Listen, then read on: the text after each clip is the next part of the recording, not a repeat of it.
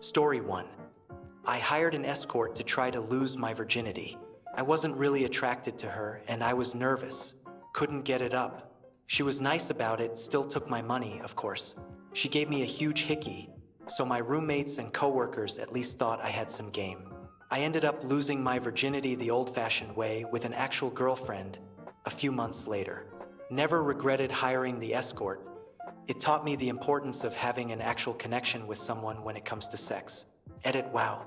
Been commenting and occasionally posting for 15 years, and got more upvotes in the last 48 hours than all that combined.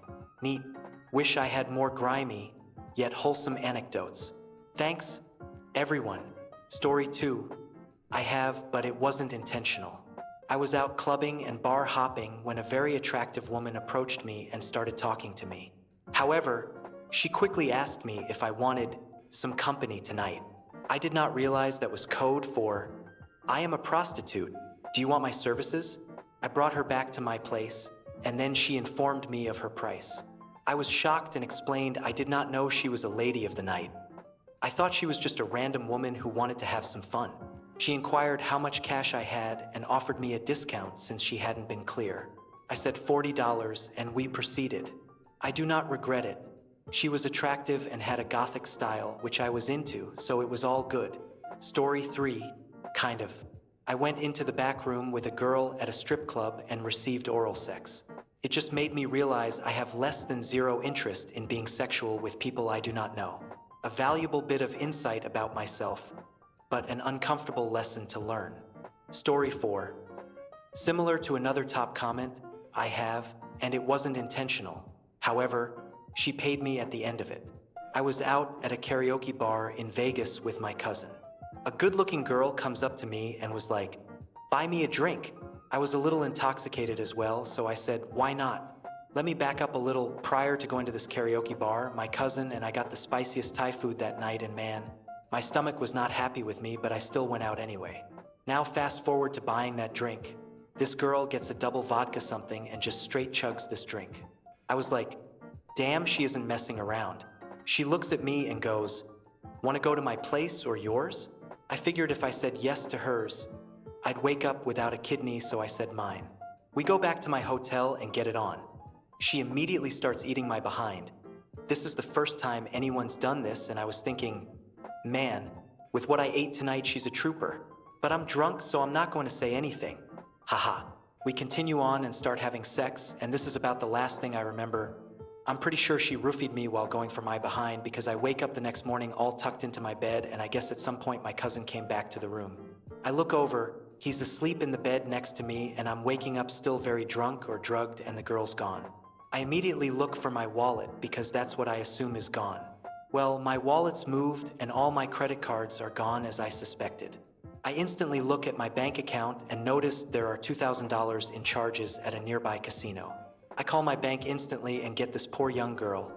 I'm still drunk, so I tell her everything and all the details of what took place and what led up to it. She responds with, "Sir, no one would make this story up, and we will refund you the money instantly." And no kidding, after I hang up the phone, I look at my bank account and the money was in the refund process. I'm fairly certain they used this as a training recording for their call center, LOL. Anyways, fast forward a little bit. My cousin and I are starting to get ready for the day, and he goes, "Hey, were you playing slots at casino tonight?" I was like, "No." "Why?" And he was like, "There's a $100 voucher in the bathroom." Well, no kidding, this girl left her casino voucher in my bathroom and I cashed that. So all in all, I made $100 that night and got refunded everything from my bank, so I think I got paid that night. Story 5. I did it in Prague and don't regret it at all. She looked just like Kate Silverton, who used to read the news on British Broadcasting Corporation News 24. Edit. I didn't know about the whole lady drink thing. So when they served me my 50 pence pint and her 60 pounds mini bottle of champagne, my eyes nearly popped out on stalks. Story 6. I once did. It was a response to discovering my wife's affair with a colleague. Seeking revenge, I visited a professional. Given our years of unsatisfactory intimacy, I felt justified. The experience was surreal, filled with nerves and adrenaline. I hadn't slept the night before. Meeting her, young and compassionate, I found solace in our conversation. She listened, comforted, and we eventually engaged in brief intimacy. Overall, it was oddly relieving. She was the epitome of professionalism and kindness. I've never repeated the experience, preferring to cherish it as a unique memory. Story 7. Last year, while I was traveling solo in Europe, I got drunk one night. I did some window shopping in the red light district in Brussels, negotiated the price, and then went ahead. She was extremely attractive, but the experience wasn't outstanding or anything. If you're just looking to satisfy your desires and nothing else, you might consider trying it. Story 8. I wanted to just find out what that experience was like, given I wasn't going to normally anytime soon. I don't regret it because instead of disappointing many women, I get to pay women for that time and only disappoint myself with my fast performances. Story 9. I had a friend who got into the lifestyle. She was a mess emotionally. She was incredibly smart and articulate. I never asked her how she got into it. I never cared. She was killed by a client one day. I was heartbroken. A bit more about us is that we spent a lot of time together. Yes, we had sex quite a bit. We would play dice and cards. We would lay around and talk about crazy things. We would also go watch the Red Wings at Joe Louis. I could honestly say that I did love her, and I believe she loved me as well. I never regretted being with her. I only wish that I would have tried harder to stay with her. She was good people, and despite her lifestyle, I cared more about her than what she did. I feel like I dropped the ball. Story 10. Has anyone ever gone with a prostitute? No. However, for some reason, bosses always order me to take foreign government officials to show them around. I know the places but have never actually paid for a service. The officials always come out happy after doing the deed, and sometimes they even want me to take them again. I regret knowing the places, reviews, and prices. I blame my autism for that. Story 11. I did it once and I'll never do it again. It was not a pleasant experience. I was young, serving in the army, and had just completed basic training. It was, I believe, the first weekend we were permitted to leave the base. I was single, living in Georgia, and didn't know anyone. I was very drunk, and a guy I had met during basic training, who had the same military occupational specialty as me, approached me with two girls and mentioned they wanted to party with us. I remember withdrawing about $60 from an automated teller machine and the four of us heading to a hotel room. My memory is hazy because I was nearly blackout drunk. I recall having difficulty, and I was using protection. I remember the girl attempting to engage in an act that struck me as disagreeable due to the protection, which was an amusing thought to me at the time. My performance was subpar, but I attempted nonetheless, though I never reached the end, and I'm certain it was unsatisfactory for her as well. We were all in the same hotel room but on separate beds. I recall pretending to conclude because my friend had done so, and there was an uncomfortable sense of observation from them. This happened around 20 years ago. I can't even recall what the girl looked like or her ethnicity. Story 12. No, but I was once paid for sex. A random cougar picked me up in a bar and asked me to her room. We got down to it and had a pretty good time. She was very appreciative, and when we were done, I tried to cuddle, but she got up and started to go to the bathroom. As she did, she reached for her purse, pulled out 200 pounds, and told me to tell the barman he was right and to leave now. Story 13. My dad dated someone with a challenging profession when I was a kid. It was a strange time. Her dad nearly ended his life with an axe and by trying to run him over. I don't know how their intimate life was. Edit. This post has received a lot of attention, so I turned off notifications. If this thread can help you work through your issues, then please feel free to respond. It's been a challenging day filled with complex emotions. For those who offered sincere support, thank you. Edit 2. It turns out you can turn off notifications for messages showing concern. I did that. I've sought therapy and was recommended to undergo intensive outpatient therapy. I've been hospitalized twice too. The first time was because I acted as if I was the only person who mattered, which led to delusions and being a risk to myself. I've come to realize I'm not the only person who matters, questioning if I matter at all. I spent too much time afraid to leave my room, though. Edit 3. I regret sharing my story. I've adjusted my notification settings. If necessary, I'll also turn off chat and messaging. This isn't aiding my recovery. It's incredibly triggering, and even exercising isn't helping. It's eye-opening to see how my experiences have been different and disheartening. Edit 4. I took the Adverse Childhood Experiences test as someone recommended and scored 8 out of 10. The score reaches 10 out of 10 when including coworkers, classmates, and close friends. So, there's a bleak consolation that even if I don't end my life, my lifespan might still be shortened. That's something looming ahead at least. Story 14. I was on Tinder as usual, bored and looking for some excitement. We matched and she openly admitted that she was a working girl and mentioned her charges. I thought about it and decided to go for it. She was attractive and seemed like a regular person. Plus, she lived only 5 minutes away from me. I'm not a fan of the saying, well, all men pay for it in some way, as I feel it's often used to undermine women, but in this case, her rate was comparable to or even less than what I might have spent on a date traditionally. The experience was incredible, and afterwards, it seemed she recognized that I was somewhat of a normal person too, and we ended up having a meaningful conversation. I learned a lot about sex work from her that day. She appeared to genuinely enjoy her chosen lifestyle. She mentioned that she might eventually stop, but she has also met men in the past who were completely fine with her profession, normal, attractive, middle to high-income men. She showed me pictures, defying any stereotypes one might have. After a while, I mentioned that I should be leaving. She kindly offered to let me shower and stay longer if I wanted, but I declined.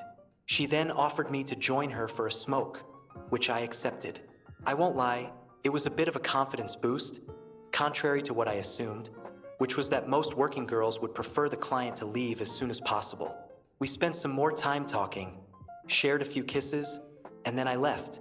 She made it clear that I could contact her if I ever wanted her services again, or even just to hang out. Since then, we've spent time together a couple of times, but I haven't paid for anything since that first encounter. Honestly, if it weren't for the usual concerns of sketchiness and discomfort that often accompany such situations, and if there were more approachable, less dubious women involved, I might consider seeking it out occasionally.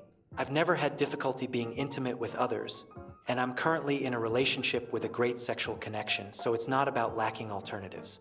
It was an enjoyable, straightforward experience, and we both got what we wanted without any complications afterward. Story 15.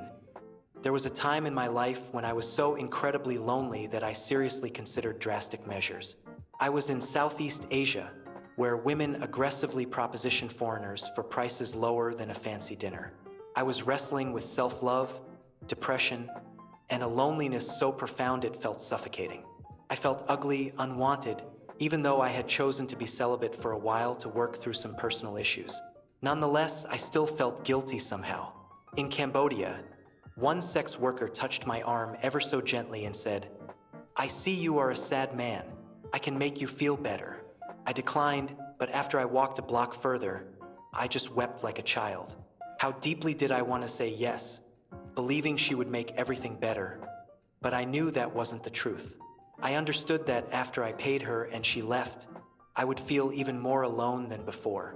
There were several nights when I truly thought I was going to end it, but I never did. Story 16. This was one of the weirdest nights of my life, and I rarely get to tell this story. About 3 years ago, I had taken some LSD at a buddy's house. It was about 12 p.m. 2 hours later, and we were peaking. An hour after that, he had to go to his girlfriend's house, so I went and sat out in my car and was just playing Pokemon Go, content to just chill with the heat on and listen to music. Other than my phone screen, which I had very dim, the street was pitch black. It's about 4 a.m. in a neighborhood that you really don't want to be in at 4 a.m., and I am zoning into my phone super hard. All of a sudden, I hear a knock on my driver's window right next to me. After quickly coming to my senses of the near panic attack I just about had from not expecting that, I look over and see a Hispanic man standing right outside my car with his face literally covered in blood. Now, I don't think I need to tell you that while you're on a psychedelic, this is probably the worst thing to have happened. If I was someone who couldn't handle their drugs and emotional regulation, let's just say I've seen people spiral into bad trips for less. So, I roll down my window a smidge and ask him if he needs something while I stare super intently, trying to figure out if I am just hallucinating this. He was kind of mumbling and also speaking Spanish. Unfortunately, my only language is English, but what I do have is a phone. So, as I'm now panicking as to how to help this man, I begin to forget how to use my phone completely and cannot find Google Translate. Eventually, after a couple of minutes, I tell him to come around and get in my passenger side so he's at least out from the cold. It wasn't freezing, but it wasn't t-shirt weather either. He comes around and hops in. I hand him a few napkins and then use the very limited Spanish I know to say, "Uno momento," and point to my phone. He keeps trying to talk to me in Spanish, which is throwing my thought process off, and I fumble around for probably around 15 minutes trying to find a single app. Finally, I just asked him if he wanted to go somewhere like a hospital, and he said so. I opened Google Maps and handed it to him so he could at least tell me where he wanted to go. He types in an address that's about a mile down the road. At this point, I finally found my mental clarity and started using Google Translate to ask him, "Are you sure you don't want to go to a hospital?" As his forehead was gashed open and gushing blood, he declined and insisted he just wanted to go home to sleep. I turn on my car and hesitantly drive him down the street while I am in no state to drive. Really? But it was going to be harder to explain to this man. "I know you're bleeding and need help. Get out of my car." We get there about a minute later, and he thanks me and pulls out his wallet and hands me a $100 bill, and then disappears into the house. Now I had all of this excess adrenaline running through me. I decided, well, I have to be at work in an hour and a half, and I'm not too far, so I will just drive there and chill in the parking lot. As I head down to Aurora, I look over and see a girl who actually is pretty cute. I've never even thought about doing something like this before, but with all of the adrenaline, I needed to burn off that energy, and I was mildly curious. When I pulled up next to her, she instantly got into my car. I hadn't yet mentally committed to this happening. I was just going to ask what the price was, but apparently it was already on. She tells me $100 and I'm like, shoot, I literally just made that. She has me pull into